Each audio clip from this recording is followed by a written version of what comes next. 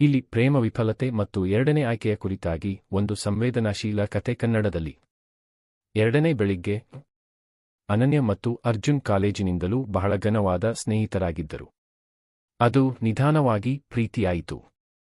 ಭವಿಷ್ಯದ ಎಲ್ಲ ಕನಸುಗಳನ್ನು ಒಂದಾಗಿ ರೂಪಿಸಿಕೊಂಡಿದ್ದರು. ಆದರೆ ಅರ್ಜುನ್ ವಿದೇಶಕ್ಕೆ ಕೆಲಸಕ್ಕೆ ಹೋಗಿದ ಮೇಲೆ ಎಲ್ಲವೂ ಬದಲಾಗಿದೆ.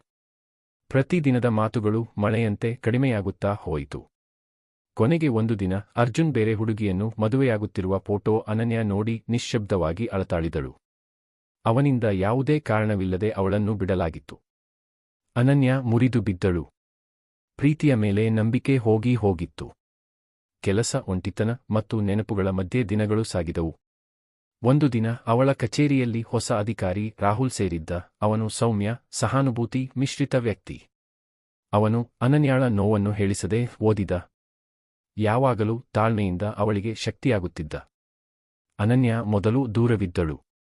ಆದರೆ ಸಮಯದೊಂದಿಗೆ ಅವನು ಕೊಡುವ ಪ್ರಾಮಾಣಿಕತೆ, ಗೌರವ ಮತ್ತು ನಿಜವಾದ ಪ್ರೀತಿಯ ಅರ್ಥ ಅವಳಿಗೆ ಗೊತ್ತಾಯಿತು.